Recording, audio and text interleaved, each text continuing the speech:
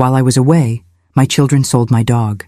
I stood in the doorway of my silent home, travel bag still in hand, staring at the empty space where Max should have been bounding toward me, all wagging tail and sloppy kisses. The house felt wrong, hollow in a way that had nothing to do with its physical dimensions. "Brenda? Stephen?" I called out, dropping my bag and moving deeper into the house. The silence that answered told me everything. My children were hiding, which meant they'd done something they knew would infuriate me. At 55, I'd developed a finely tuned radar for their misbehavior, even now that they were supposedly adults. I found them in the kitchen, huddled at the table like conspirators. Stephen, my 32-year-old son, was nursing a beer despite it being barely noon. Brenda, 29 and still sporting the effortless beauty that had always made things too easy for her, was fidgeting with her phone, refusing to meet my eyes. "Where's Max?" I asked, though I already knew the answer from the guilty flush creeping up Stephen's neck. They exchanged a look, the same one they'd been sharing since they were children caught raiding the cookie jar. "Mom," Brenda started, her voice honey-sweet in that way that always preceded bad news. "How was your retirement paperwork trip? Everything finalize okay with the hospital?" "Where is my dog?" I repeated, my voice flat and cold. Stephen sighed, taking a long pull from his beer before answering. "We needed money fast. An opportunity came up that couldn't wait. The floor seemed to tilt beneath me." "You sold Max? My dog? Without asking me?" "Technically, he's the family dog," Stephen countered weakly. "The family dog that I rescued, that I pay for, that sleeps in my room every night," I replied, my hands curling into fists at my sides. "The dog that has been my constant companion since your father decided his secretary was more appealing than his 20-year marriage." "Look, it was a good situation," Brenda jumped in, her tone defensive. "This guy Paul really wanted a Belgian Malinois, and Max looks exactly like one." "Max is a mixed-breed rescue who happens to resemble a Malinois," I corrected sharply. "I've told you that countless times." "Well, nobody can tell the difference," Stephen shrugged. "Even that dog breeder at the park thought he was purebred." I stared at my children. These strangers who had somehow emerged from my body, who I had raised alone after their father abandoned us, who I had supported through college and beyond, who I had allowed to move back home temporarily during their latest financial setbacks. These people who had sold the being who loved me most in the world without a second thought. "How much?" I asked quietly. Another exchanged glance. $8,000, Stephen admitted, a note of pride in his voice. The guy was desperate for a Malinois. $8,000. That's what they'd valued Max at. That's what they'd valued my heart at. I didn't shout. I didn't throw things. I simply asked in the calmest voice I could muster, "Who bought him?" "Mom, it's done," Brenda said, reaching for my hand. I pulled away. "Max is gone. Let's move forward." "Who bought my dog?" I repeated, enunciating each word precisely. "Some older guy named Paul Matthews," Stephen finally answered. "Lives in that new development by the lake. Seemed decent enough. Rich. Max will be fine." I turned and walked to my bedroom without another word, closed the door softly behind me, and only then allowed my legs to give way as I sank to the floor. Max's bed sat empty in the corner, his favorite squeaky toy still perched on top where he'd left it when I departed for my trip 5 days ago. After allowing myself exactly 3 minutes of devastation, I pulled out my phone and dialed the number Stephen had reluctantly provided. My hands trembled slightly, but my voice was steady when a deep voice answered. "Matthews. Mr. Matthews, my name is Jane Parker," I began, summoning the professional tone I'd perfected during 30 years as a head nurse. "I believe you recently purchased a dog from my children. A dog that wasn't theirs to sell." There was a brief pause before he responded, his tone noticeably cooling. "Mrs. Parker, what an interesting coincidence. I was actually planning to contact you today. It seems your children have created quite a problematic situation." "My children sold my dog without permission," I said, cutting to the chase. "I'd like to arrange to get him back." "Your children did significantly more than that," Matthews replied, an edge entering his voice. "They committed fraud by selling a mixed-breed dog under false pretenses, claiming he was a purebred Belgian Malinois with exceptional bloodlines. Unfortunately for them, I'm not just an old lonely guy looking for company, as they apparently described me." My stomach dropped. "Mr. Matthews, I work for an organization that utilizes service dogs for specific operations," he continued. We require Belgian Malinois with certain genetic traits. Your Max is a lovely dog, but he failed every genetic test we conducted this morning. I never claimed he was purebred, I explained quickly. He's a rescue. He just happens to look remarkably like a Malinois. I understand that now, Matthews replied, his tone softening slightly. But your children deliberately misrepresented him to a government agency. That's federal fraud, Mrs. Parker. I closed my eyes, the full weight of what my children had done crashing down on me. I'm so sorry. I had no idea.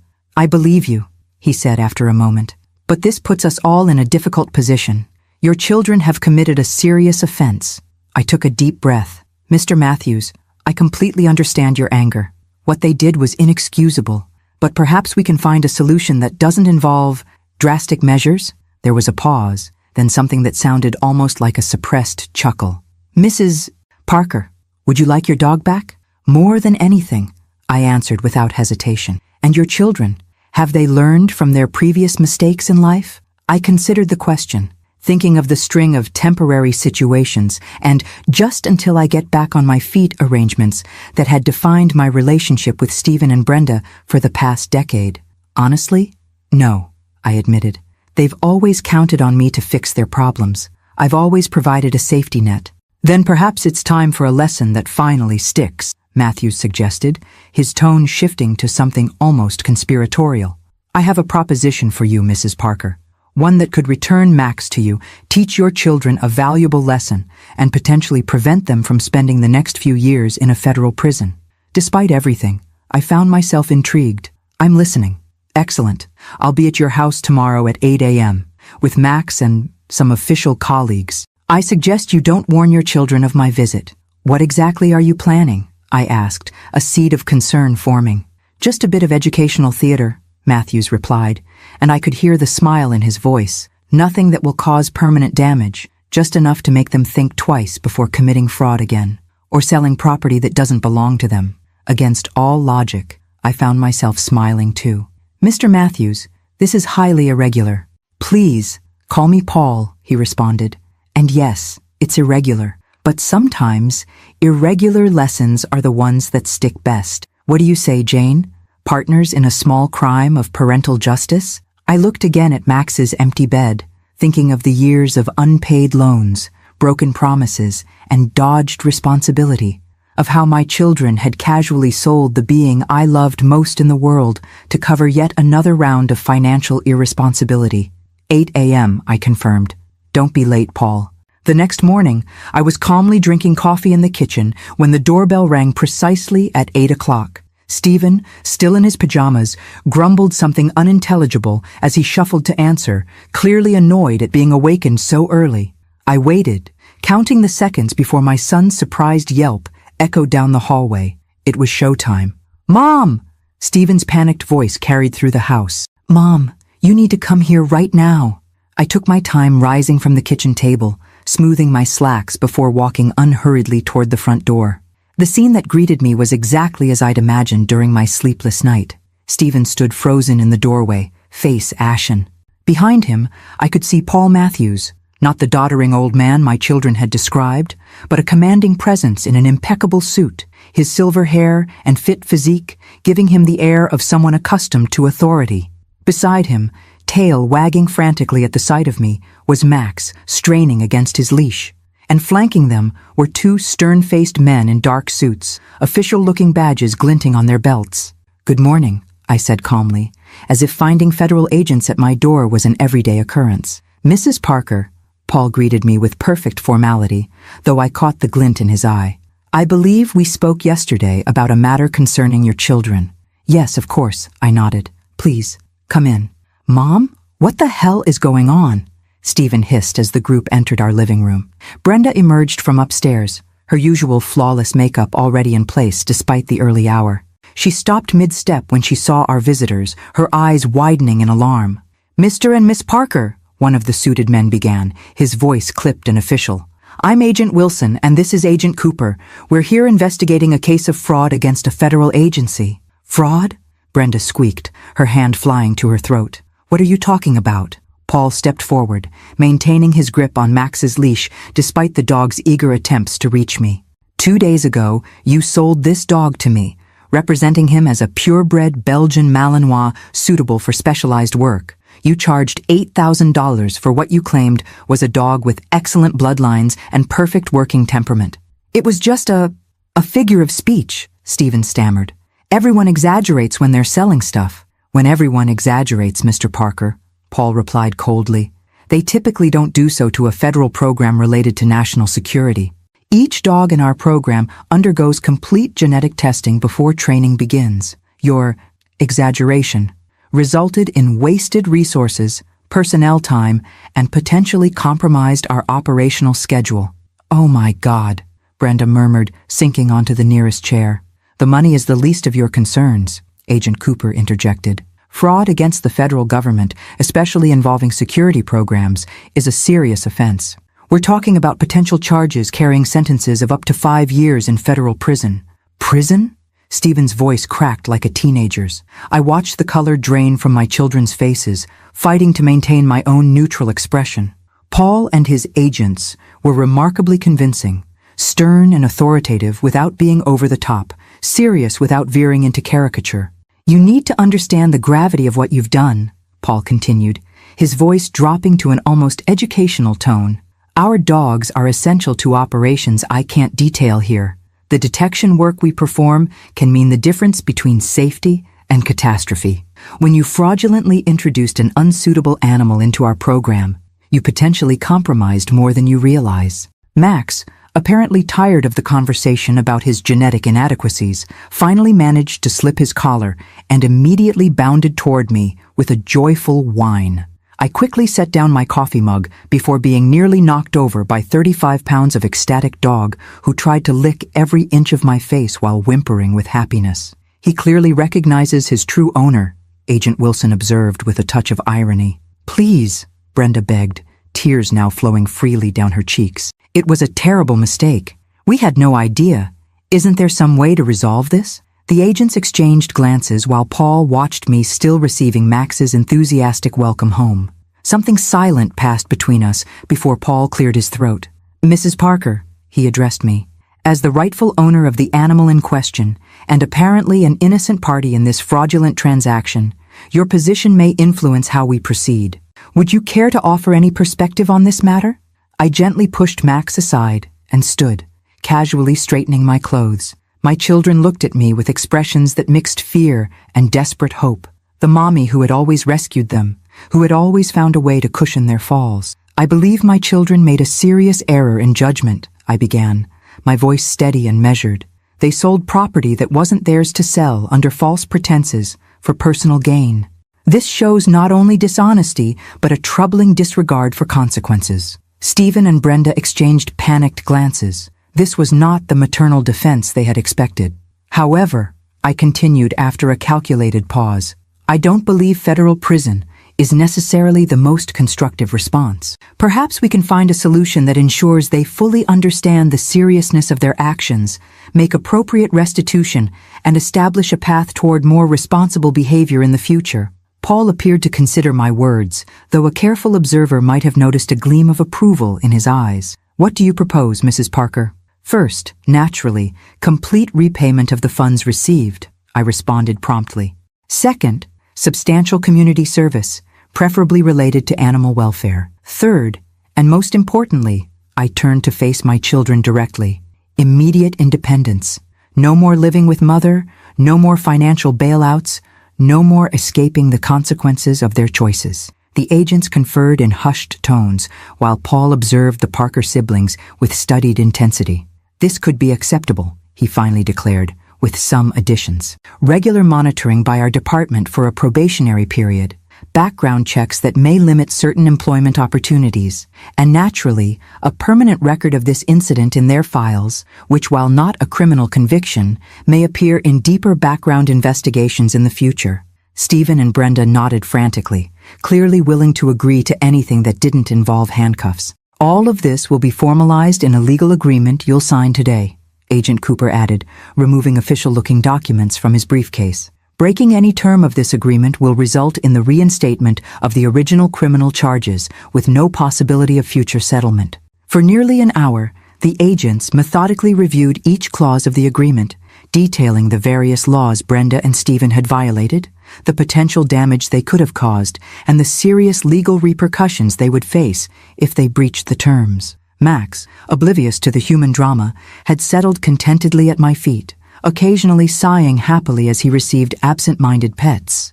When the documents were finally signed and the agents prepared to leave, Paul addressed the Parker siblings one last time. "You got very lucky today," he stated gravely. "Your mother showed more faith in your potential for rehabilitation than your actions warranted. I suggest you don't waste this opportunity." As I walked the group to the door, Max trotting faithfully at my side, Paul paused briefly on the threshold. "Max is truly a remarkable dog," he commented, a genuine smile softening his severe features for the first time that morning. "Mixed breed or not, he has a character many pedigreed dogs would envy." "Thank you for bringing him back," I replied, lowering my voice so my shell-shocked children couldn't overhear. "And for the educational production." "It was my pleasure," Paul responded with a twinkle in his eye. "Your children learned a valuable lesson today, and well, let's say it was a refreshing change from my normal routine. Perhaps we could discuss the outcome of this educational exercise in a more relaxed setting. Dinner, perhaps?" An unexpected warmth crept up my neck. "That would be nice."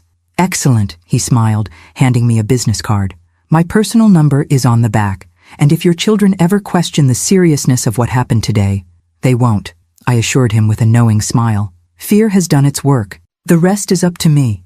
When the door closed, I returned to the living room where Stephen and Brenda remained seated in stunned silence. Max settled again at my feet as if he'd never been away. "Mom," Brenda finally spoke, her voice small and shaky. "We almost went to federal prison." "Yes," I agreed calmly. "You almost did. Why didn't you tell us you'd spoken to him yesterday?" Stephen asked accusingly. "We could have prepared or concocted more lies," I finished, my tone still calm but with a new hardness that made them both flinch. "Run away? Continued believing your actions have no consequences?" Stephen opened his mouth to argue, but Brenda placed a hand on his arm, silencing him. "You're right," she admitted, suddenly looking much younger and more vulnerable, without her usual mask of bored sophistication. "What we did was terrible, to you and to Max. And now we have permanent records with some government agency," Stephen groaned, running his hands over his face. "My career is ruined before it even started." I observed my children for a long moment, seeing them clearly for the first time in years, not as the kids I'd protected after the divorce, but as adults who had become specialists in avoiding responsibility. "The agreement you signed," I finally said, "gives you 1 month to vacate this house. I suggest you start looking for your own place immediately." "But Mom," Stephen began to protest. "No," I interrupted, my voice surprisingly firm. "This is non-negotiable. I love you both more than I can express, but this chapter ends now. You sold my dog for quick cash, with no regard for my feelings or his well-being. If I can trust you so little under my own roof, then it's time we establish a new dynamic." To my surprise, there were no further arguments, just silent nods as the reality of their new situation began to sink in. Later that night, after my children had gone upstairs, Brenda to research affordable apartments online, Stephen to update his resume for the first time in months, I sat on the sofa with Max comfortably nestled against me. The dog seemed to have decided he wouldn't let me out of his sight anytime soon, following me from room to room like an anxious, furry shadow. My phone vibrated with a message. Unknown number. "Dinner tomorrow night to celebrate our successful operation? I know a great restaurant that allows well-behaved dogs on their outdoor patio. I think we made a good team. Besides, Max clearly misses you, though it was a pleasure caring for him for a day. Paul." I smiled, an unexpected warmth spreading in my chest as I stroked Max's soft ears. The last time I'd been on a date was more than 3 years ago. A disaster arranged by Brenda with a friend's cool uncle who had spent the entire evening talking about his ex-wife. I looked down at Max, who returned my gaze with that expression of unconditional canine adoration. "What do you think, boy?" I asked, scratching his favorite spot behind the ears. "Should we give Mr. Matthews a chance?" Max answered with a short, decisive bark that made me laugh. "I'd love to," I replied, feeling something like butterflies in my stomach for the first time in years. Max and I will be waiting. Looking at my faithful companion, now safely back where he belonged, I reflected on the strange paths life sometimes took. My children had made a terrible mistake, but perhaps, just maybe, it would end up being a turning point for all of us. And who could say? Perhaps the man who had helped teach my children such a necessary lesson might bring a new dimension to my newly emancipated life. After all, any man who understood the value of a rescue dog, purebred or not, already had points in his favor. Max sighed contentedly, closing his eyes as he rested his head on my lap. Tomorrow would bring new challenges, but for now, all was right in our world again. I woke the next morning to Max's warm weight pressed against my side, his rhythmic breathing a comforting reminder that he was truly home. For a moment, I simply lay there, absorbing the reality that I'd reclaimed not just my dog, but something more essential, my self-respect. The house was quiet. Stephen typically slept until noon, and Brenda was likely avoiding me, still processing the shock of yesterday's confrontation. I slipped out of bed, Max immediately alert and following as I headed for the kitchen.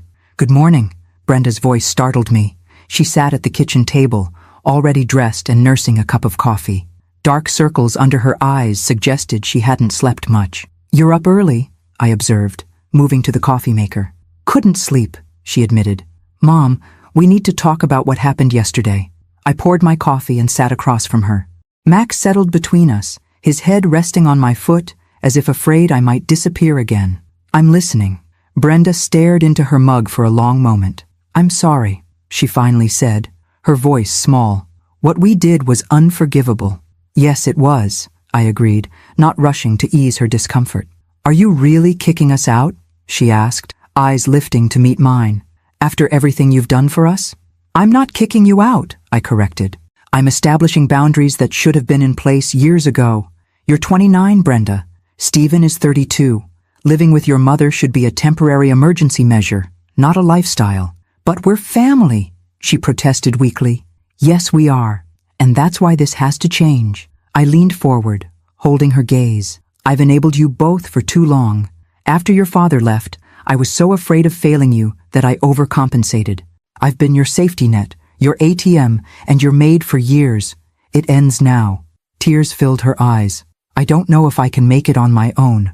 I've never tried," I finished for her. "That's the problem, Brenda. You're smarter and more capable than you give yourself credit for. But as long as I continue catching you every time you stumble, you'll never discover what you're truly capable of." She wiped at her eyes, leaving streaks of mascara across her cheeks. "What about Stephen? He's worse off than I am." "Stephen will figure it out too," I said firmly. "He has a degree in computer science that he's never properly used because it's always been easier to borrow money from me than pursue a challenging career." The sound of shuffling footsteps announced my son's arrival. He paused in the doorway, eyes narrowing suspiciously at our serious expressions. "What's going on?" "Mom was just reiterating that we're moving out," Brenda informed him, a new resignation in her voice. "That federal agent stuff was just a bluff," Stephen protested, heading for the coffee pot. "You can't seriously be making us leave over a mistake." I felt Max tense against my foot, sensing my change in mood. "A mistake?" I repeated, my voice dangerously quiet. "You stole and sold my dog, Stephen. You lied to a stranger about Max's breeding to get more money. You betrayed my trust in the most fundamental way possible." "We were desperate," he exclaimed, throwing his hands up. "I owed some guys money. They were threatening to—" "I don't want to hear it," I interrupted. "Whatever the reason, you chose to solve your problem by creating a much bigger one for me. That's what you've both been doing for years. Your emergencies always become my emergencies. Your poor choices always become my burden to fix." Stephen slammed his mug down. "So you're just washing your hands of us?" "Great parenting, Mom." "No, Stephen," I replied calmly. "Great parenting would have been setting these boundaries years ago. I failed you both by making everything too easy, by never letting you face the natural consequences of your actions. And now you're making up for lost time," he snorted derisively. "Now I'm correcting my mistake," I agreed. 1 month, that's generous, considering what you did. You'll find new places to live, new jobs if necessary, and new ways to manage your finances that don't involve using me as a safety net." "And if we can't?" he challenged. "You will," I said with more confidence than I felt. "Because you have to. That's how adulthood works for most people." The kitchen fell silent, except for the soft thump of Max's tail against the floor. Finally, Brenda stood up. "I'm going to call Jessica," she announced. "Her roommate moved out last month. Maybe she's still looking for someone to split the rent." The shock on Stephen's face at his sister's capitulation would have been comical under different circumstances. "You're actually going along with this?" he asked incredulously. Brenda shrugged. "What choice do we have? We screwed up, Stephen. Big time. And honestly, maybe Mom's right. Maybe it's time we figured out how to stand on our own feet." As she left the kitchen, Stephen glared at me, his expression a mixture of betrayal and fear. "This isn't fair. Neither was selling Max," I replied simply. "Actions have consequences, Stephen. It's time you learned that." After he stormed out, I finished my coffee in the sudden quiet of the kitchen, Max's head now in my lap as I absently stroked his ears. The confrontation had gone better than expected with Brenda, worse with Stephen. But the boundary was set. Now I just had to stick to it. My phone chimed with a text message. "Confirming dinner tonight? The Riverside Grill at 7? They have an excellent patio where Max will be welcome. Paul." I smiled, despite the emotional weight of the morning. "We'll be there. Looking forward to it. Jane." I spent the rest of the day giving Max extra attention, making up for our separation with long walks and his favorite treats. The dog seemed determined not to let me out of his sight, following so closely that I nearly tripped over him several times. At 6:30, I stood before my closet, suddenly paralyzed by indecision. What does one wear to dinner with a man who helped orchestrate a fake federal investigation to teach your adult children a lesson? It had been so long since I'd been on a proper date that I felt like a teenager again, filled with nervous anticipation. I finally settled on a simple blue dress I hadn't worn in years, surprised to find it still fit perfectly.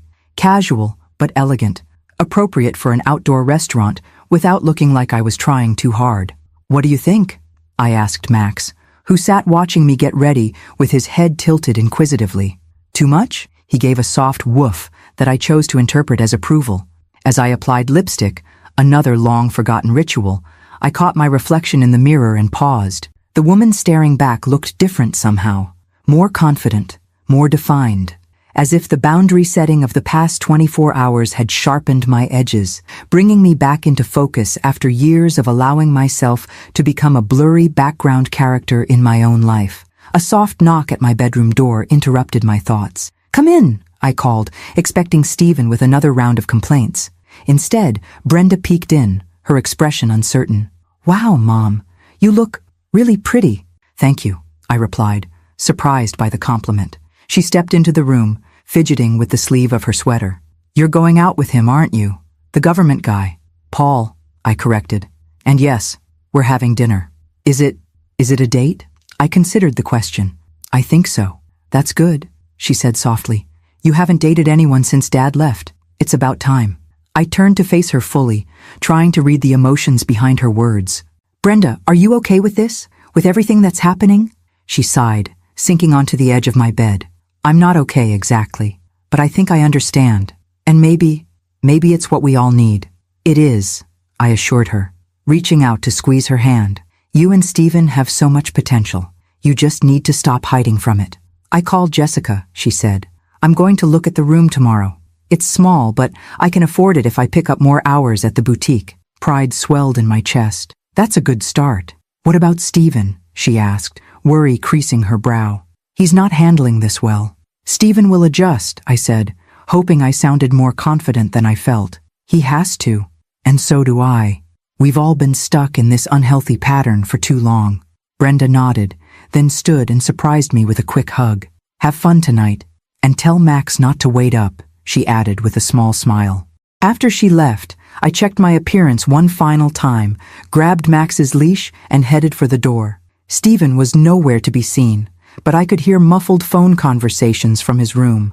Whether he was searching for housing options or complaining to friends about his unreasonable mother remained to be seen. As Max and I drove toward the restaurant, I felt a strange mixture of guilt, determination, and something that felt suspiciously like excitement. For the first time in longer than I could remember, I was putting myself first, not just in going on this date, but in reclaiming my home, my boundaries, and my life. Max sat in the passenger seat, his head occasionally turning to confirm I was still there. I reached over to scratch behind his ears. "It's a new chapter for all of us, boy," I told him. "Let's see where it leads." I arrived at the Riverside Grill precisely at 7, a punctuality habit ingrained from decades of hospital shifts. Max sat obediently at my side as we waited by the entrance, his tail sweeping the ground each time the door opened in anticipation of meeting our dinner companion. The restaurant overlooked the river that divided our town, its spacious stone patio dotted with heat lamps to ward off the early spring chill. A few other patrons had brought their dogs, which reassured me that Max would be welcome. Jane. I turned at the sound of my name and found Paul Matthews approaching from the parking lot.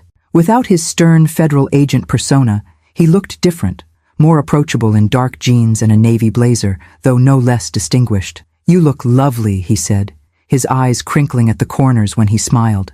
The compliment felt rusty on my ears after so many years of being invisible. "Thank you," I replied, suddenly aware of how long it had been since I'd been on a proper date. Max and I were just admiring the view. At the sound of his name, Max perked up, tail wagging furiously as he recognized his temporary caretaker. To my surprise, he greeted Paul with almost as much enthusiasm as he'd shown me. "He seems to have forgiven me for my part in your little family drama," Paul chuckled, kneeling to scratch behind Max's ears. "Exactly the right spot," I noticed. "You two bonded during his brief stay?" "We did," Paul confirmed, straightening up. "He's an exceptional dog. You've trained him beautifully." The hostess guided us to a corner table on the patio with a commanding view of the river. Max settled contently under the table, his head resting on my foot, in what had become his new habit since returning home. "I must admit," Paul said once we were seated, "yesterday's performance was one of the more unusual uses of my professional background." "And what exactly is that background?" I asked, realizing I knew almost nothing about this man beyond his theatrical federal agent impression. 22 years with the FBI, he replied, watching my expression carefully. "I retired last year and now consult for a private security firm that does work with service dogs. So while I've never actually arrested anyone for canine-related fraud, I wasn't entirely acting yesterday." I nearly choked on my water. "You really were a federal agent?" "Special agent, counterintelligence division," he confirmed with a slight smile. "Those colleagues of mine weren't agents, though, just friends from the security firm who enjoyed playing their roles a bit too enthusiastically." "So you could have actually arrested my children?" I said slowly, processing this new information. Paul's expression grew more serious. Technically, what they did could qualify as fraud, but it would have been a minor case that likely wouldn't have resulted in charges. The possibility of 5 years in prison was an embellishment for educational purposes. "Thank God," I murmured, though part of me felt Stephen and Brenda deserved the fear they'd experienced. "I'm still wrapping my head around you being an actual FBI agent." "Former agent," he corrected, "though old habits die hard, as you saw yesterday. Once you've spent 2 decades reading people, building cases, and conducting interviews, you tend to approach every situation a certain way." "My including dinner with a woman you barely know?" His eyes met mine, warm with amusement. "Especially then. Occupational hazard, I'm afraid. I've probably already noticed 15 things about you that most people would miss." "Such as?" I challenged, oddly intrigued rather than unsettled. "You're left-handed but use your right hand for certain tasks," he observed. "You've worked in medicine, nursing specifically, evidenced by the way you scanned the restaurant for sanitation issues when we sat down and the slight callus pattern on your hands from frequent washing. You've been divorced for, I'd guess, around 10 years, and you haven't been on a date in quite some time." I stared at him, caught between impressed and unnerved. "That's remarkably accurate, though it's been 12 years since the divorce." "I was close," he shrugged. "Your turn." "My turn to what?" "To tell me what you've observed about me. Everyone notices things. Most people just don't consciously process them." I studied him carefully, accepting the challenge. "You've been divorced too, no wedding ring, but the tan line is still faintly visible. You have a dog of your own based on the hair pattern on your jeans that doesn't match Max's coloring.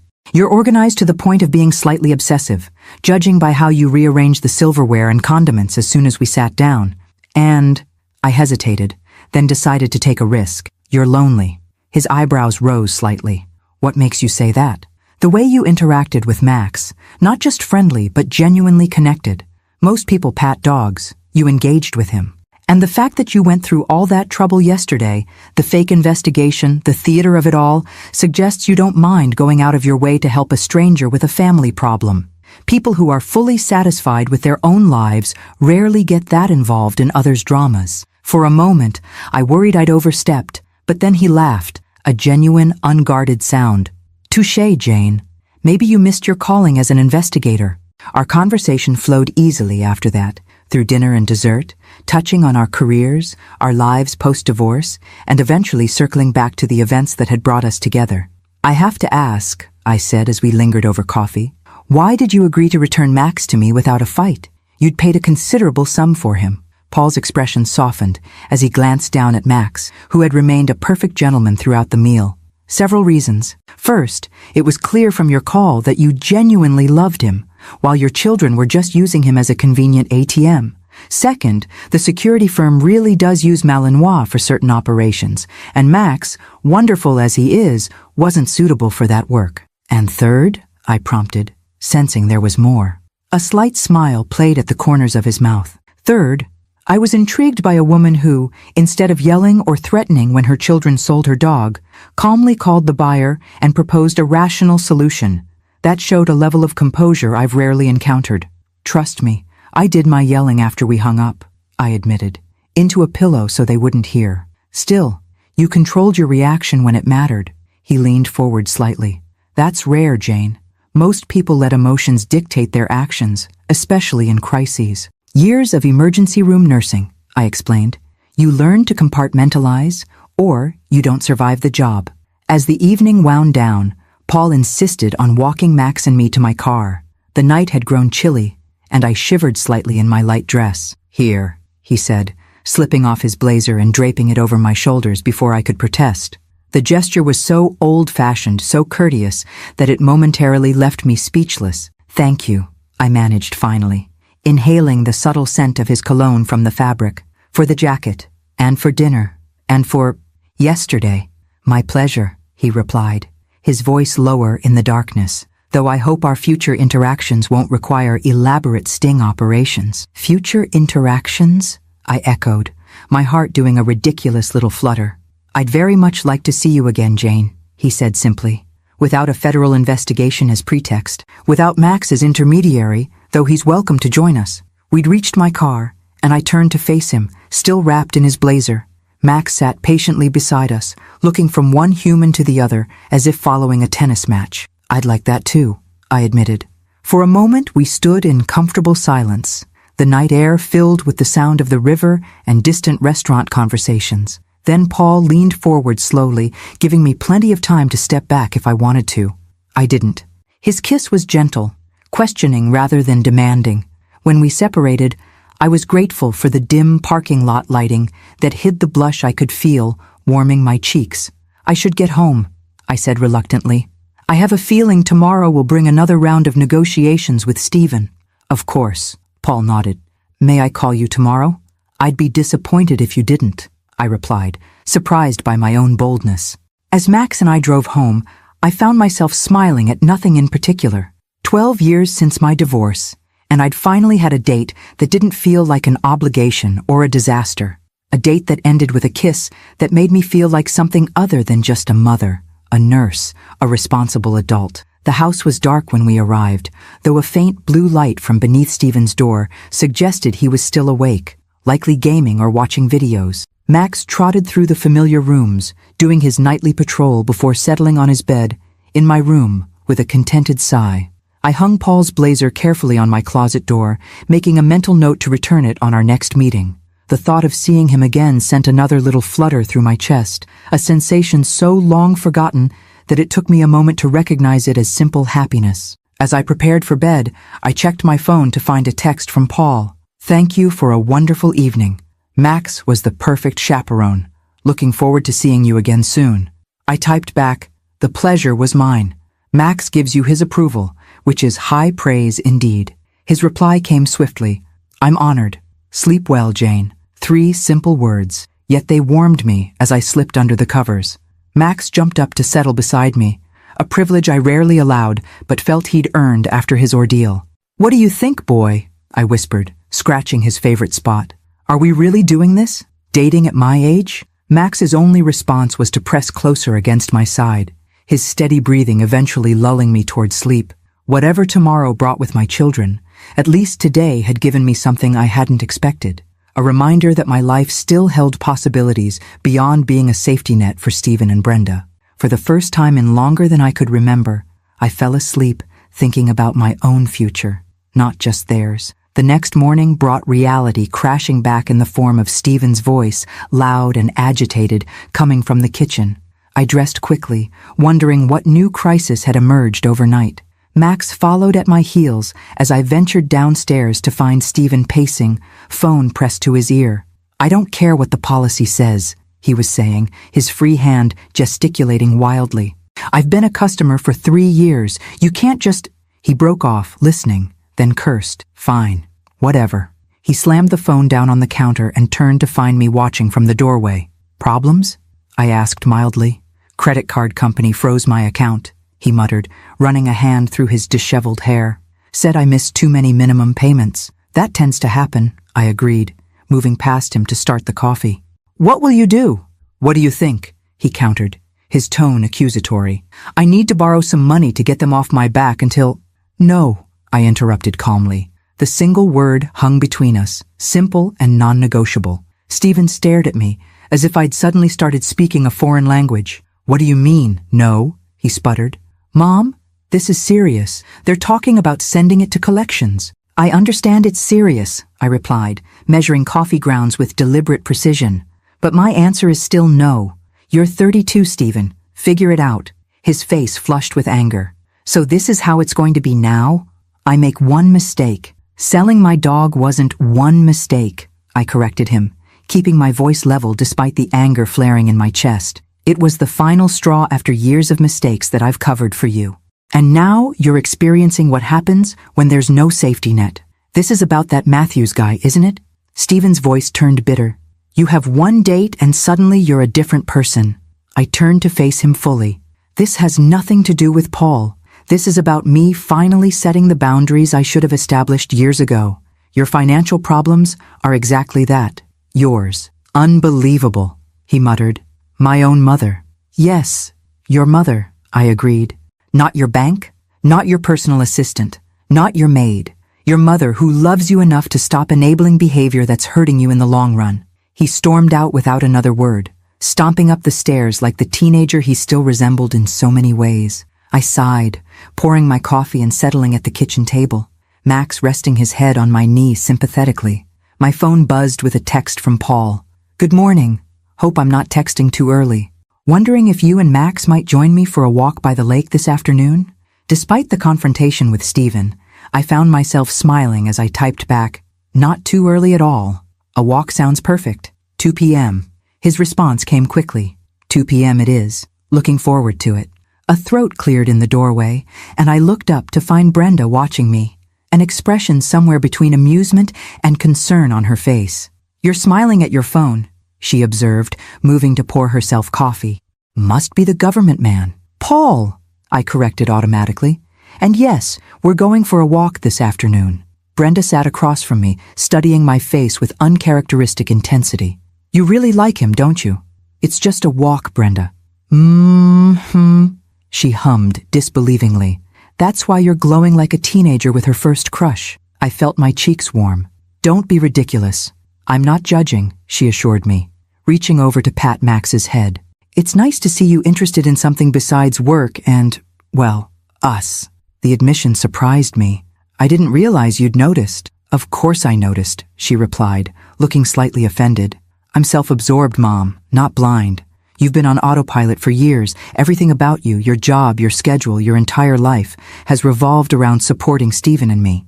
"That's what mothers do," I said, though the justification sounded hollow even to my own ears. "To an extent," Brenda agreed, "but there's a difference between supporting your children and subjugating your entire existence to them, especially when the children are supposedly adults." I stared at her, momentarily speechless. When had my daughter developed this level of self-awareness? "Anyway," she continued, taking a sip of coffee, "I'm going to look at Jessica's place today, and I talked to my manager about increasing my hours at the boutique. She said if I can commit to a regular schedule, she might consider an assistant manager position. Brenda, that's wonderful, I said, genuinely pleased. I didn't know you were interested in retail management. She shrugged, but I caught the flicker of pride in her eyes. It's not what I pictured doing with my marketing degree, but it's a start. And I actually enjoy it when I'm not treating it as just a way to fund my social life. Have you told your brother about these plans? Her expression clouded. I tried, but he's in full victim mode. Says we should be sticking together against your unreasonable demands. She made air quotes around the last two words. I think he expected me to join his rebellion. And you're not going to? No, she said simply. This is long overdue, Mom, for all of us, including Stephen, even if he can't see it yet. I reached across the table and squeezed her hand, unexpected emotion tightening my throat. When did you get so wise? I've always been wise, she replied with a flash of her old self-confidence. I just chose to ignore my wisdom when it was more convenient to let you solve all my problems. After she left to get ready for her apartment viewing, I sat finishing my coffee, Max still leaning against my leg as if afraid I might disappear again. The conversation with Brenda had left me feeling both hopeful and uncertain, pleased by her apparent maturity, yet worried about Stephen's continued resistance. By the time I left to meet Paul, Stephen still hadn't emerged from his room, though I could hear him on the phone again, his tone alternating between charm and desperation as he presumably worked his way through his list of friends who might bail him out. I left a note telling him I'd be back later, though I doubted he'd care where I was going or who I was with. The lakeside park was crowded with weekend visitors enjoying the spring sunshine. I spotted Paul immediately, standing near the water's edge, hands in his pockets as he gazed across the lake. He turned as Max and I approached, his face lighting with a smile that made my pulse quicken embarrassingly. You found me, he said, bending to greet Max before straightening to meet my eyes. FBI training at work, I joked. Suspect located approximately 50 yards from the designated meeting point, displaying conspicuous behavioral patterns. He laughed, the sound warm in the afternoon air. Clearly, I need to work on my evasion techniques. We began walking along the lakeside path, Max trotting happily between us, occasionally stopping to investigate interesting scents or receive admiring pats from passing children. The conversation flowed easily, touching on everything from books we'd recently read to childhood memories of family vacations. How are things at home? Paul asked after a while. Any fallout from our little operation? I sighed, filling him in on Brenda's apparent transformation and Stephen's continued resistance. I'm worried about him, I admitted. He's never had to truly stand on his own before. I'm not sure he knows how. He'll learn, Paul assured me. Sometimes the only way to swim is to find yourself in deep water. I just hope he doesn't drown first, I murmured. Paul stopped, turning to face me fully. You're doing the right thing, Jane. For all of you.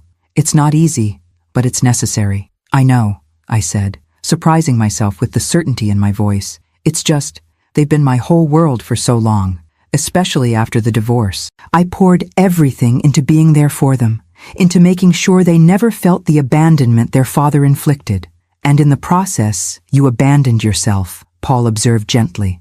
The words hit with unexpected force, laying bare a truth I'd never fully acknowledged. I had abandoned myself, my needs, my desires, my identity separate from motherhood. Yes, I whispered, throat tight.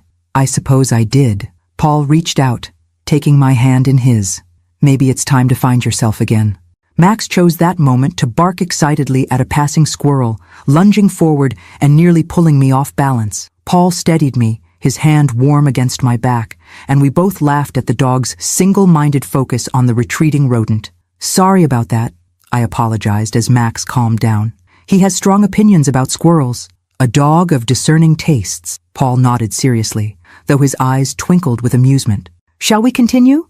There's a nice cafe around the bend that serves excellent lemonade and allows dogs on their terrace. As we walked on, his hand found mine again, our fingers intertwining with comfortable familiarity. I couldn't remember the last time I'd held hands with someone, and the simple contact felt both foreign and essential, like rediscovering a forgotten pleasure. At the cafe, we claimed a table overlooking the water, Max settling contentedly at our feet. Paul insisted on paying for our drinks, despite my protests. You can get the next one, he said, and the casual implication that there would be many more outings warmed me more than the spring sunshine. "Tell me something you've always wanted to do but haven't," he said after our lemonades arrived. I considered the question, realizing how rarely I thought about my own desires anymore. "Travel," I finally answered. "I've never been out of the country. Always planned to go to Italy someday, but then life happened. Kids, career, divorce." "Italy is beautiful," Paul nodded. "I spent 6 months in Rome on assignment early in my career. The food alone is worth the trip." "You've traveled a lot?" I asked, genuinely curious about his life before I knew him. "Nature of the job," he confirmed, though mostly to places the average tourist would avoid.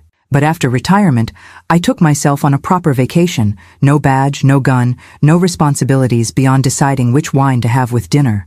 "That sounds wonderful," I said, trying to imagine a life where my biggest concern was wine selection. "It was," he agreed, "and it could be for you too now. Italy is still there, waiting for you to discover it." The suggestion lingered between us, tantalizing in its possibilities. What was stopping me now? My children were adults, I had retirement savings, and for the first time in decades, no one depended on me for their daily survival. Even Max could be boarded, or the thought came unbidden. Perhaps Paul would watch him again. "Maybe," I said, allowing myself to contemplate the possibility. "Once everything settles down with Stephen and Brenda." Paul's eyes held mine. "Don't wait too long, Jane. Life has a way of filling whatever space we give it. If you don't make room for your dreams, other demands will happily occupy that territory." As Max and I drove home later, his words echoed in my mind. How many times had I deferred my own desires, always putting them off until some unspecified future when everyone else's needs had been met? A future that never seemed to arrive. The house was quiet when we returned. A note from Brenda on the counter informing me she'd be back late. She was having dinner with Jessica to discuss the apartment. No sign of Stephen, though his car was still in the driveway.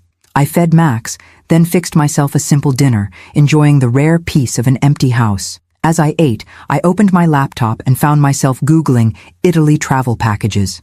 Just looking, I told myself, just considering possibilities. By the time I went to bed, I'd bookmarked 3 potential itineraries and requested information from a travel agency specializing in solo tours for women over 50. Not a commitment, I reminded myself, just exploring options. Max jumped up to join me, circling 3 times before settling against my side with a contented sigh. I stroked his soft fur, thinking about Paul's words, about abandoned selves and rediscovered dreams. "Things are changing, boy," I whispered, "for all of us." I woke to the sound of shattering glass, followed by cursing. Instantly alert, I glanced at the clock, 3:17 a.m., and slipped out of bed. Max was already at the door, hackles raised, a low growl rumbling in his throat. "Shh," I whispered, placing a calming hand on his head. "Let me check." The hallway was dark, but light spilled from the kitchen below. I crept down the stairs, Max following despite my signal to stay. At the bottom, I paused, listening. Stupid. Worthless. Stephen's voice, slurred and angry. Another crash followed. I rounded the corner to find my son swaying in the middle of the kitchen, surrounded by broken glass and spilled liquor. An empty bottle lay on its side near his feet, and he was fumbling with another from the cabinet, where I kept a few spirits for special occasions. "Stephen?" I said cautiously. He spun around, nearly losing his balance. His eyes were bloodshot, his clothes disheveled. "Well, look who's here," he sneered. "Mother of the year. You're drunk," I stated the obvious, surveying the destruction, "and making a mess." "What do you care?" he snarled, gesturing wildly with the bottle still clutched in his hand. "You've made it perfectly clear we're just burdens to you." Max pressed against my leg, sensing the tension. His presence steadied me as I took a deep breath, determined not to escalate the situation. "Put the bottle down, Stephen," I said calmly. "Let's get this cleaned up, and we can talk in the morning when you're sober." "Always so reasonable," he mocked, taking a swig directly from the bottle. "Perfect Jane Parker, never loses her cool, just calmly destroys her children's lives. That's enough," I said, my patience wearing thin. "You're 32 years old, not 17. This behavior is unacceptable." "Unacceptable," he repeated mockingly. "Know what's unacceptable? My own mother choosing some random guy over her children, kicking us out because her new boyfriend doesn't like us cramping her style. This has nothing to do with Paul, I replied, keeping my voice level despite the anger building in my chest. This is about you and Brenda learning to stand on your own feet. And if you're so concerned about having a place to live, destroying my kitchen at 3 a.m. isn't exactly your best strategy. He laughed, a harsh, bitter sound. Your kitchen, your house, your dog. Everything's yours, isn't it? God forbid we touch any of your precious possessions. Stephen, you're drunk and upset. Let's talk tomorrow. No! He shouted, slamming the bottle down on the counter so hard I feared it might break too. We're talking now. You want to know what my day was like? I spent 8 hours calling everyone I know, begging for money or a place to crash. Know what I learned? Nobody wants a 32-year-old loser who lives with his mommy. The raw pain beneath his anger was palpable, but I steeled myself against the familiar urge to rescue him. I'm sorry it was difficult, I said quietly. But facing these realities is part of growing up, something you've avoided for too long. Growing up, he sneered. Is that what you're doing with your FBI boyfriend? Having a midlife crisis? I felt my composure slipping. My relationship with Paul is none of your concern, and I suggest you stop now before you say something you'll regret. Or what? He challenged, his expression ugly with alcohol and resentment. You'll kick me out sooner? Report me to your fake federal agent friends? Or you'll damage our relationship beyond repair, I replied honestly. I'll always love you, Stephen, but I'm quickly losing respect for you. And once that's gone, it's very hard to get back. Something in my tone must have penetrated his drunken haze. He blinked, momentarily silent, then reached for the bottle again. Leave it, I said sharply. You've had enough. Don't tell me what to do, he muttered, but his defiance seemed half-hearted now. Then act like an adult I don't need to give instructions to, I countered. Clean up this mess, go to bed, and in the morning, start figuring out your life instead of blaming me for your problems. I turned to leave, signaling for Max to follow. He's not coming back, you know, Stephen called after me, his voice suddenly small. Dad didn't, and this Paul guy won't either. They never do. I stopped, my heart aching despite my anger. This, then, was the real wound. Not just my withdrawal of financial support, but the fear of another abandonment. Stephen had been 15 when his father left, old enough to understand betrayal, but not its causes. Paul isn't your father, I said without turning around. And I'm not the same woman your father left. Whatever happens between Paul and me has nothing to do with you and Brenda. But you need to understand something, Stephen. Even if he walked away tomorrow, nothing would change. This new boundary is permanent. I continued upstairs without waiting for his response, though I heard what sounded like a choked sob behind me. Every maternal instinct urged me to go back, to comfort my hurting child. But the rational part of me knew that comfort now would only reinforce the pattern we were trying to break. In my bedroom, I sat on the edge of my bed, trembling slightly from the confrontation. Max pressed his warm body against my legs, offering silent support. I'm doing the right thing, I whispered, as much to convince myself as anything. He needs this, even if he hates me for it. From downstairs came the sound of halting movements, then the tentative clink of glass being collected. At least he was cleaning up his mess, a small step, but perhaps the beginning of accepting responsibility. I lay back down, though I knew sleep would be elusive now. My phone glowed with a text notification I hadn't noticed earlier. Thinking of you. I had a wonderful time today. Sweet dreams, Jane. Paul's simple message brought an involuntary smile to my lips despite the turmoil of the night. I typed back, knowing he wouldn't see it until morning. Tonight was difficult with Stephen, but I'm standing firm. Your support means more than you know. Thank you for a lovely day. As I set the phone aside, I realized something had shifted within me. 6 months ago, even 6 weeks ago, I would have rushed to smooth things over with Stephen, to protect him from the consequences of his actions, to restore family harmony at any cost. Now, despite the pain it caused us both, I was holding the line. It wasn't about punishment. It wasn't even about teaching him a lesson. It was about finally acknowledging that the greatest disservice I could do my children was to prevent them from experiencing the natural outcomes of their choices, both good and bad. Max settled beside me with a soft huff, his solid presence reassuring. Whatever the morning brought, whatever challenges lay ahead with Stephen and Brenda, I wasn't facing them alone anymore. I had my faithful dog, a new relationship full of possibility, and most importantly, a growing sense of my own worth beyond motherhood. For now, that would have to be enough. Morning brought a silent, tense house. I found the kitchen spotless, evidence that Stephen had eventually cleaned his mess, but there was no sign of my son. His bedroom door remained firmly shut when I passed it, no sounds emerging to indicate whether he was awake or still sleeping off his night of drinking. Max followed me downstairs, his nails clicking on the hardwood as I made coffee and contemplated the day ahead. I had the late shift at the hospital tomorrow. My final week before retirement officially began. The thought brought a mixture of relief and anxiety. 30 years of structured purpose coming to an end, leaving me to define my own priorities for the first time since college. Brenda appeared around 10, looking unusually cheerful despite the early hour. "Morning," she greeted, heading straight for the coffee pot. "You look tired.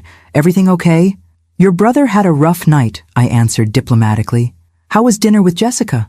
"Great." She perched on a stool at the counter, clutching her mug. "I'm taking the room.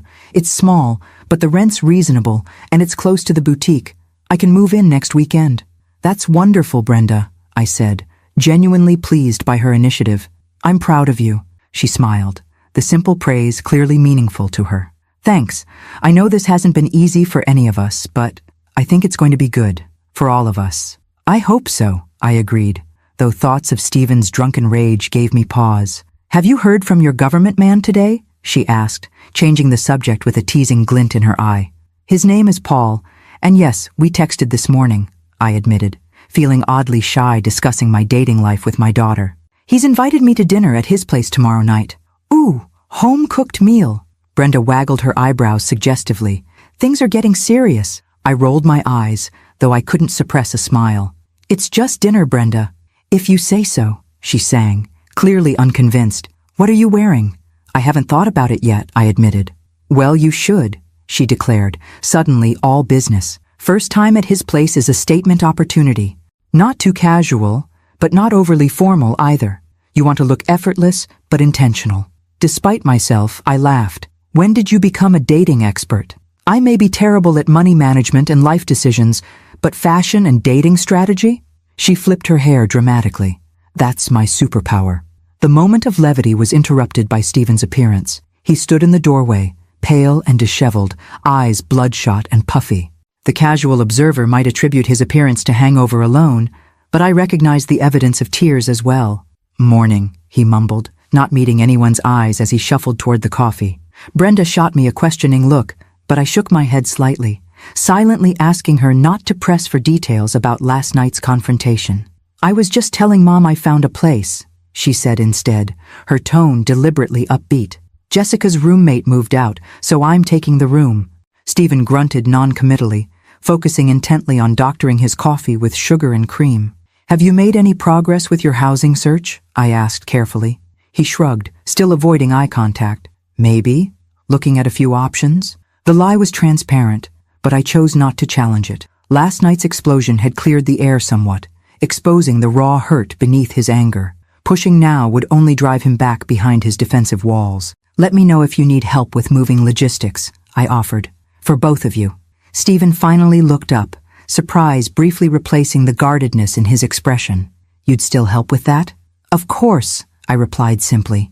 "Setting boundaries doesn't mean I've stopped caring, Stephen. It just means I'm changing how I show it." He processed this for a moment, then nodded slightly before retreating with his coffee, the conversation apparently exhausting his limited social resources for the morning. After he left, Brenda whistled softly. "What happened last night?"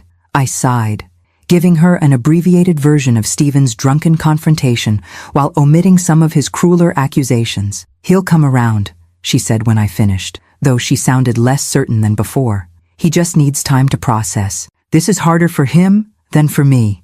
"Why do you think that is?"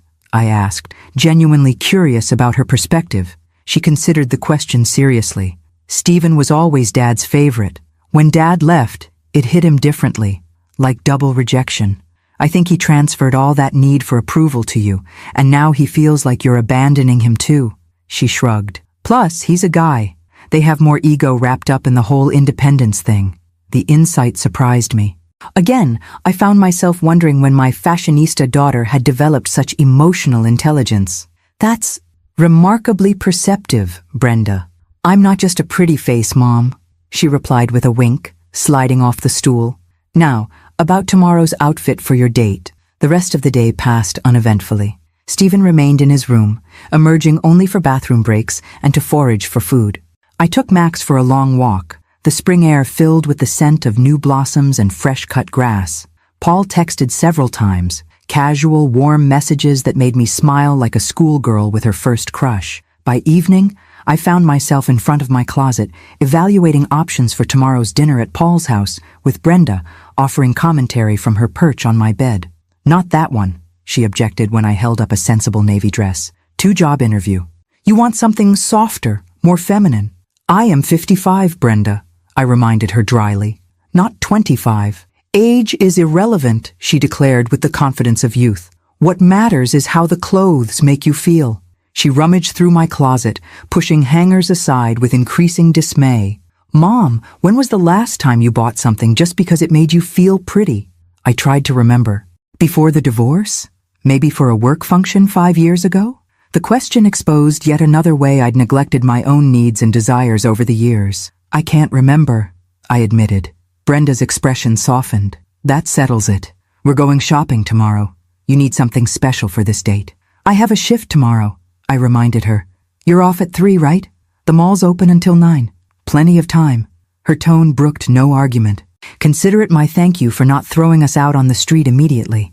Despite my protests about unnecessary expenses, part of me was touched by her enthusiasm, and by the prospect of spending time together that didn't involve crisis management or financial support. All right, I conceded, but nothing too revealing or expensive. Trust me, she grinned. I'm going to find something that makes FBI man's eyes pop out of his head.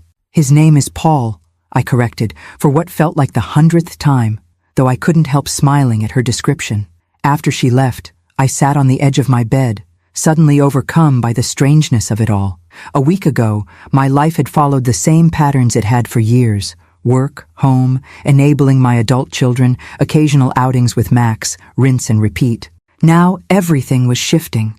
My relationship with Stephen and Brenda, my impending retirement, my unexpected connection with Paul. Max jumped up beside me, resting his head on my knee as if sensing my tumultuous thoughts. I scratched behind his ears, grateful for his steady presence through all the changes. What do you think, boy? I asked softly. Is it possible to rewrite your life at 55? He looked up at me with complete confidence in his soulful eyes, and I chose to interpret his gentle woof as an affirmative. Perhaps this was the silver lining to my children's betrayal in selling Max, not just his safe return, but the cascade of changes it had triggered. Without that catalyst, I might have continued in my comfortable rut indefinitely, watching life pass by while I focused solely on others' needs. Now, for the first time in decades, I was contemplating my own desires, my own future, and surprisingly, despite the tension with Stephen and the uncertainty ahead, I felt more alive than I had in years. The shopping expedition with Brenda proved surprisingly enjoyable. After my final shift at the hospital, a bittersweet 6 hours of goodbyes and well-wishes from colleagues I'd worked alongside for decades, I met my daughter at the mall, feeling oddly nervous about the whole enterprise. Relax, Mom, Brenda said, linking her arm through mine as we navigated the crowded corridors. This is supposed to be fun, not a root canal. I haven't shopped for date clothes in 15 years, I reminded her. I'm not even sure what's appropriate anymore. That's why you have me, she replied confidently, steering me toward a boutique I'd passed countless times but never entered. Trust the expert. For the next 2 hours, I tried on more outfits than I had in the previous 5 years combined. Brenda was a surprisingly thoughtful stylist, selecting pieces that flattered my figure without pushing me too far beyond my comfort zone. She rejected anything matronly, "You're dating, not attending a church social, Mom," while also vetoing items I found too revealing. "We want elegant with a hint of sexy, not desperate housewife." Eventually, we settled on a soft wrap dress in a deep teal that Brenda insisted brought out my eyes, paired with heeled sandals that added height without sacrificing comfort. The outfit was undeniably more stylish than my usual practical attire, yet it still felt like me, just a slightly more polished version. "What do you think?" Brenda asked as I examined my reflection. "I love it," I admitted, surprised by how much I meant it. The woman in the mirror looked confident, attractive, and yes, even a little sexy. All things I hadn't associated with myself in far too long. "Paul won't know what hit him," she declared with satisfaction. As we left the store with our purchases, Brenda suggested stopping for coffee. Sitting across from her in the cafe, watching her chat animatedly about her new job responsibilities and apartment plans, I felt a shift in our relationship. Less mother-daughter, more like friends. Equal adults sharing their lives rather than one constantly rescuing the other. "I don't think I've properly thanked you," I said during a lull in conversation. Brenda looked puzzled. "For what? The dress? You paid for it." "For adapting so gracefully to these changes," I explained. "For understanding why they're necessary, instead of fighting me like your brother." She stirred her latte thoughtfully. "I was angry at first," she admitted. "When you said we had to move out, my initial reaction was pure indignation. How dare you after all these years of supporting us? But then I started thinking about what my life would look like in 5 years if nothing changed." "And?" I prompted when she paused. "And it was depressing," she said bluntly. "Still living in my childhood bedroom, working a job I treat as temporary even though I've been there 3 years, watching my friends build careers and relationships while I'm stuck in permanent adolescence." She shrugged. "Once I saw it that way, I realized you're doing us a favor, not punishing us." I reached across the table and squeezed her hand. "I'm so proud of you, Brenda. I know this isn't easy." "It's not," she agreed. "But neither is watching your mother put her entire life on hold while you waste your potential. That's a different kind of burden." Her words hit me with unexpected force. I'd always viewed my sacrifices as necessary, even noble, the essence of good mothering. It had never occurred to me that my children might feel guilt or responsibility for how completely I'd subsumed my identity into caring for them. "Well," I said, trying to lighten the suddenly emotional moment, "you don't need to worry about that anymore. As you can see, I'm officially rejoining the land of the living." "Good," she replied firmly. "You deserve it, Mom. You've given us everything. It's your turn now." By the time we arrived home, laden with shopping bags and takeout for dinner, I felt closer to my daughter than I had in years. Stephen's car was gone from the driveway, a small relief given my nervousness about the evening ahead. "He's probably at Ryan's," Brenda surmised when I mentioned his absence. "They've been gaming buddies forever. Ryan has a spare room in his apartment. That might be Stephen's best option if he can swallow his pride enough to ask." I nodded, hoping she was right. Despite his resistance, I wanted Stephen to land on his feet just as Brenda was doing. The point wasn't to punish him, but to launch him into the independent adulthood he'd been avoiding. Later, as I prepared for my date with perhaps more care than I'd taken with my appearance in a decade, I found myself humming, an unconscious expression of happiness that caught me by surprise. Max watched from his spot on the bed, head tilted in curious observation. "What do you think?" I asked, turning to give him the full effect of the new dress and the subtle makeup Brenda had insisted on applying for me. Max's tail thumped enthusiastically against the comforter. "I'll take that as approval," I laughed, bending to ruffle his ears. "Now remember, you're staying with Brenda tonight. Be a good boy for her." After one final check in the mirror, I headed downstairs where Brenda waited to give her assessment. "Wow, Mom," she said, eyes widening appreciatively. "You look amazing." "Not too much?" I asked, suddenly self-conscious. "Perfect," she assured me. Sophisticated but approachable. The dress was definitely the right choice. The drive to Paul's house gave me time to battle my nerves. It had been so long since I'd been on a proper date, let alone one at a man's home. What if I'd misread his interest? What if the conversation faltered without the buffer of a public setting? Paul lived in a neat craftsman-style house in one of the older neighborhoods near downtown. As I pulled into his driveway, I took a deep breath, reminding myself that I was a grown woman, not a teenager on her first date. He opened the door before I could knock, greeting me with a warm smile that immediately calmed my nerves. "Jane," he said, his eyes taking in my appearance with undisguised appreciation. "You look beautiful." "Thank you," I replied, pleased by his reaction. "Something smells wonderful." "I promised a home-cooked meal," he said, ushering me inside. "I hope you like Italian." The interior of his home reflected its owner. Tasteful, well-organized, with subtle touches of warmth that softened the bachelor aesthetic. Books lined the walls of the living room, interspersed with framed photographs and what appeared to be artifacts from his travels. A large German shepherd rose from his bed by the fireplace, approaching to inspect me with dignified curiosity. "This is Rex," Paul introduced. "Rex, this is Jane, Max's person." I offered my hand for the dog to sniff, smiling when he gave it a gentle lick of approval. "It's nice to meet you, Rex. Max sends his regards." "He's usually more reserved with visitors," Paul observed, as Rex settled contentedly beside me when I sat on the sofa. "You must have the touch. Dogs can sense dog people," I replied, scratching behind Rex's ears the way I knew most canines appreciated. "He's beautiful." "And knows it," Paul chuckled. "Can I get you a glass of wine? Dinner's almost ready." The evening unfolded with the same easy comfort we'd established on our previous outings. Paul was an excellent cook, the pasta dish he'd prepared rivaling anything I'd had in restaurants. The conversation flowed naturally, covering everything from books we'd enjoyed to his FBI career to my nursing experiences. "So tomorrow's officially your first day of retirement," he noted as we lingered over tiramisu. "How does it feel?" "Surreal," I admitted. 30 years of structure suddenly gone. "I'm not entirely sure what comes next. That's the beauty of it," he said, refilling our wine glasses. "You get to decide. No more schedule dictated by hospital shifts or your children's needs, just pure possibility. It's both liberating and terrifying," I confessed. "I've defined myself as a nurse and a mother for so long.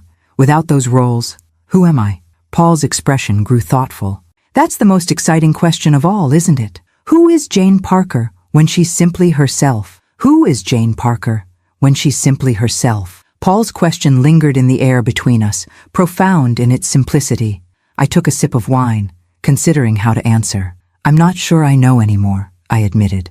"I've spent so many years being what everyone else needed that I've lost track of my own desires." Paul reached across the table, his hand covering mine. "Then perhaps that's your first retirement project, rediscovering Jane." His touch sent a pleasant warmth through me that had nothing to do with the wine. "Any suggestions on where to start? What did you dream about before life got in the way?" he asked, his eyes holding mine with genuine interest. What did young Jane Parker want before she became a nurse, a wife, a mother? The question transported me back decades, to a younger version of myself with ambitions I'd almost forgotten. "I wanted to travel," I said slowly, "to see places I'd only read about in books. I wanted to learn photography, not just snapshots, but real artistic expression." Paul nodded encouragingly. "What else?" "I wanted to volunteer with a wildlife rehabilitation center," I continued, memories surfacing like bubbles in still water. "I've always connected with animals, but nursing humans took precedence." "Those all sound like dreams that are still very much within reach," Paul observed. "They do, don't they?" I smiled, feeling a spark of excitement at possibilities I hadn't considered in years. "What about you? Did retired life match your expectations?" "Not at first," he admitted. "The bureau had been my identity for so long that I felt rudderless without it. The security consulting work helps, but it took me months to adjust to civilian life. And now I'm learning to appreciate the freedom," he said. "The ability to choose projects that interest me, to travel without checking in with a supervisor, to pursue personal connections." His eyes met mine with unmistakable meaning. The moment hung between us, charged with potential. Then Rex stretched and sighed dramatically at our feet, breaking the tension and making us both laugh. "He has opinions about the pacing of this relationship," Paul chuckled, standing to clear our dessert plates. "Come on, I want to show you something." He led me through the house to a back door that opened onto a small but immaculately maintained garden. Solar lanterns illuminated a stone path winding through flowering shrubs and carefully placed perennials. At the center stood a wooden bench facing a small pond where water lilies floated serenely on the surface. "This is beautiful," I breathed, taking in the peaceful sanctuary. "My retirement project," Paul explained, guiding me to the bench. I knew nothing about gardening when I started. Killed more plants than I care to admit. But there's something therapeutic about creating beauty from bare earth. We sat side by side, close enough that our shoulders touched. The night air carried the scent of jasmine and the gentle splash of the pond's small fountain. Rex settled at our feet, apparently content to chaperone from a discreet distance. "The day we met," Paul said after a comfortable silence, "when you called about Max, I almost didn't answer. Unknown numbers usually mean telemarketers or someone wanting free security advice. I'm glad you did, I replied softly. So am I. He turned slightly to face me. I've enjoyed getting to know you, Jane, more than I expected to enjoy anything at this stage of my life. Even though our introduction involved elaborate deception and fake federal agents, I teased. He laughed, especially because of that. It showed me your strength, your commitment to doing what's right, even when it's difficult. Not many parents would have the courage to let their children face the consequences of their actions. I'm still not sure I'm doing the right thing, I confessed, especially with Stephen. He's so angry, so resistant. He'll come around, Paul assured me. Or he won't.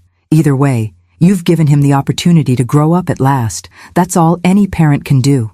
His understanding, the absence of judgment in his voice, moved me deeply. For years, I'd shouldered my parental burdens alone, making decisions without a partner to validate or challenge my choices. Having someone who saw the complexity of my situation without immediately offering simplistic solutions felt like a gift I hadn't known I needed. Thank you, I said simply, for understanding, for not thinking less of me because my children are complicated. We're all complicated, he replied, his hand finding mine in the dim garden light. It's what makes life interesting. In that moment, with night-blooming flowers scenting the air and Paul's hand warm against mine, I felt a peace I hadn't experienced in years. Not the exhausted resignation I'd mistaken for contentment, but genuine tranquility. The sense that whatever challenges lay ahead, I wasn't facing them alone anymore. When Paul leaned toward me, his intention clear in his eyes, I met him halfway. His kiss was gentle but confident, a perfect balance of respect and desire. Unlike our first kiss in the restaurant parking lot, this one lingered, deepening as I responded with an enthusiasm that surprised even me. When we finally separated, both slightly breathless, Paul brushed a strand of hair from my face with tender precision. I've been wanting to do that properly since our walk by the lake, he admitted.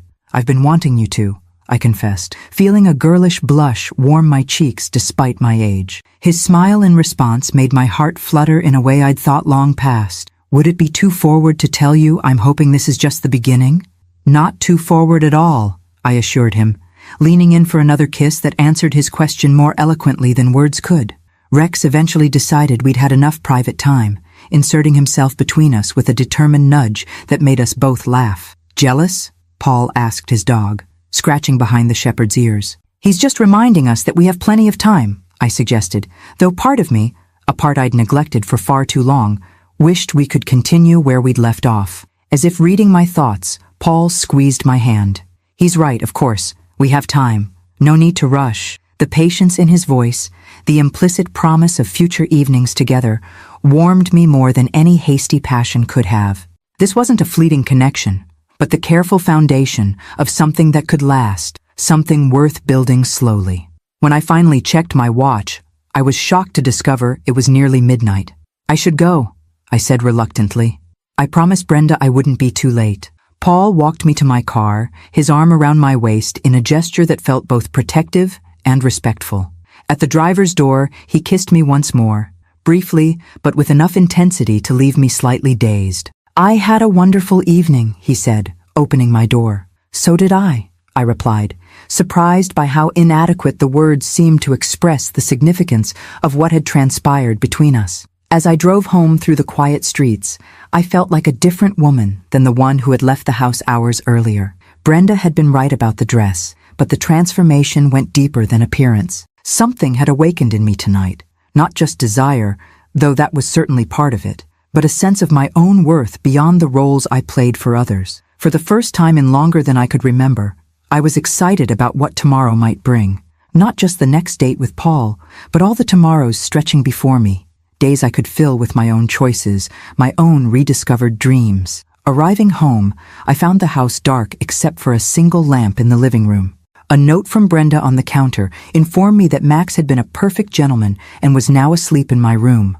Stephen's car was in the driveway, but his room was dark and silent, either already asleep or pretending to be to avoid conversation. I moved quietly through the house, not wanting to disturb either of my children. In my bedroom, Max lifted his head from my pillow, tail thumping in sleepy welcome. I changed and completed my nighttime routine, then slipped into bed beside him, my mind still replaying moments from the evening. "I think I'm in trouble, boy," I whispered, stroking his soft fur. "The good kind of trouble." He sighed contentedly and settled against me, seemingly unconcerned about the complexities of human relationships. As always, his uncomplicated affection grounded me, a reminder that love in its purest form was simple. It was people who made it complicated. Tomorrow would bring new challenges: Stephen's continued resistance, Brenda's impending move, the vast open territory of retirement. But tonight, I allowed myself to simply savor the memory of Paul's kisses, the promise in his eyes, and the glimpse I'd caught of a future brighter than I'd dared to imagine. For the first time in years, I fell asleep looking forward to my own life, not just to facilitating others. I woke to the sound of movement downstairs, drawers opening and closing, muffled voices, the occasional thump of something heavy being set down. For a moment, I was disoriented, the memories of last night's kisses in Paul's garden mingling with the present reality of morning in my own home. Max was already alert, his head cocked toward my bedroom door as he listened to the activity below. I checked the clock. 7:30 a.m., unusually early for either of my children to be so active. "Let's investigate," I murmured to Max, pulling on a robe before heading downstairs. The scene in the kitchen stopped me in my tracks. Stephen stood at the counter, boxing up the mismatched collection of mugs and glasses he'd accumulated over the years. Brenda was at the table, sorting through a stack of mail and papers, organized piles forming around her. Both looked up at my appearance. "Morning, Mom," Brenda greeted cheerfully. "Sorry if we woke you." "What's going on?" I asked, taking in the boxes and bags scattered across the kitchen floor. Stephen cleared his throat awkwardly. "Packing. I found a place. Ryan's letting me take his spare room until I can get something on my own." The announcement, delivered with uncharacteristic humility, momentarily left me speechless. After days of resistance and anger, this sudden capitulation seemed almost suspicious. "That's great," I managed finally. "When did you decide this?" He shrugged, focusing intently on wrapping a Star Wars mug in newspaper. "Last night, I did some thinking and realized you were right. It's time." Brenda caught my eye, giving me a subtle nod that suggested she knew more about this transformation than she was saying. I made a mental note to question her later. "Well, I'm glad," I said carefully, not wanting to say anything that might disrupt this fragile progress. "Do you need help?" "Now we've got it," Stephen replied, still not quite meeting my gaze. "Most of my stuff is still in boxes from when I moved back in anyway." I poured myself coffee from the pot they'd already brewed, watching my children work together with an efficiency that surprised me. Whatever had prompted Stephen's change of heart, it had apparently included a truce with his sister. "How was your date?" Brenda asked with calculated casualness, though the gleam in her eye suggested genuine curiosity. "Lovely," I answered, unable to suppress a smile. "Paul's an excellent cook." "And?" she prompted, clearly expecting more details. "And that's all you need to know," I replied primly, though my blush likely gave me away. Stephen made a sound somewhere between a groan and a laugh. "Please, no details. I'm dealing with enough without thinking about my mother's love life." There was no malice in his tone. If anything, he sounded almost amused, but I approached the subject cautiously nonetheless. "Are you really okay with this, Stephen? With me seeing Paul?" He paused his packing, finally looking directly at me. "It's weird," he admitted, "but I guess it's also weird that I expected you to just exist for us without having a life of your own." He shrugged. "Ryan pointed out that was pretty selfish of me." "Ryan sounds wise," I observed, filing away this friend's name as a positive influence. "He's a pain in the ass," Stephen muttered, though with obvious affection. "But yeah, he called me out on a lot of my bullshit last night, said I was acting like a spoiled teenager instead of a grown man." "And you listened?" I couldn't hide my surprise. Stephen's expression grew serious. "When the drunk guy you've been crashing with tells you you're being immature, it's kind of a wake-up call." Brenda snorted. "That, and he told Stephen either to man up or find somewhere else to sleep." "Thanks for that, sis." Stephen shot her an irritated look before turning back to me. "Look, Mom, I'm sorry about the other night. I was drunk and angry and said a lot of things I shouldn't have. You're right that it's time for me to stand on my own feet. It's just scary." The admission, so contrary to Stephen's usual bravado, touched me deeply. "It is scary," I agreed. "Change always is. But you're capable of so much more than you've allowed yourself to be these past few years." He nodded, a determined look replacing his usual cynicism. Yeah, well, time to find out, I guess. By noon, both Stephen and Brenda had packed their essentials, enough to move out, though they'd need to return for the rest of their belongings. We loaded Stephen's car first, the three of us working together in a harmony that felt both familiar and entirely new. As he prepared to leave for Ryan's apartment, I found myself unexpectedly emotional. "Call me when you're settled in," I said, trying to keep my voice steady.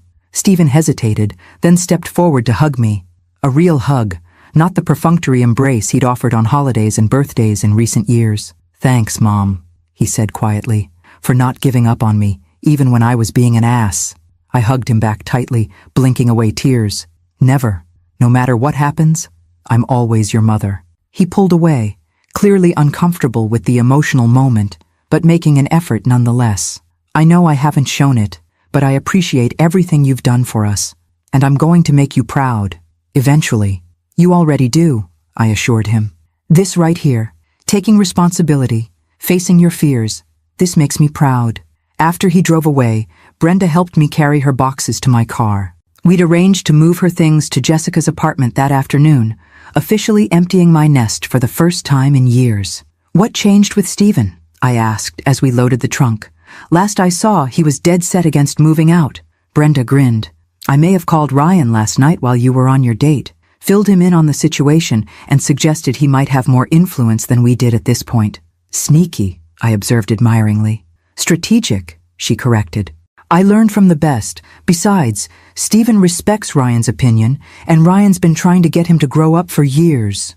As we drove toward Jessica's apartment, Brenda chattering about her decorating plans for her new room, I found myself reflecting on the whirlwind of change these past 2 weeks had brought. From the shock of discovering Max had been sold to the confrontations with my children, to the unexpected romance blooming with Paul, my life had transformed more in 14 days than in the previous 14 years. "You're awfully quiet, Mom," Brenda observed as we neared her new home. "Having second thoughts about the empty nest?" "Not at all," I assured her truthfully. "Just marveling at how quickly everything has changed. For the better, though, right?" she asked, a hint of uncertainty in her voice. "Absolutely for the better," I confirmed. "For all of us, I think." After helping Brenda settle into her new space, a cozy room in a well-maintained apartment that she and Jessica were already excitedly planning to redecorate, I returned home to a house that felt both strangely empty and wonderfully peaceful. Max greeted me at the door, his entire body wiggling with delight at my return. "Well, boy," I said, kneeling to receive his enthusiastic welcome, "it's just you and me now. How does that feel?" His tail wagged furiously in what I chose to interpret as approval. I wandered through the house, noting how different it felt without the constant presence of my adult children. Not lonely, as I might have feared, but open, full of possibility rather than obligation. My phone chimed with a text from Paul. "Thinking of you today. Dinner again tomorrow night? This time, let me take you out properly." I smiled, typing back, "I'd love that, though your garden was pretty perfect." His response came quickly. "The garden will be waiting whenever you're ready to visit again. So will I." The promise in those simple words sent a pleasant shiver through me. At 55, I was experiencing the butterflies and anticipation I'd thought belonged exclusively to youth. It was both terrifying and exhilarating to feel so alive again, so attuned to my own desires after years of numbness. Max followed me to the back porch, where I sat watching the afternoon sunlight filter through the trees in my small yard. On impulse, I pulled out my phone and searched beginner photography classes near me. Several options appeared, including a weekend workshop at the community college starting the following month. Without allowing myself time for second thoughts, I registered and paid the fee. Then, feeling bold, I searched Italy tours for solo travelers. The results were intimidating in their abundance, but I bookmarked several that looked promising for further research later. Small steps toward reclaiming dreams I'd set aside decades ago.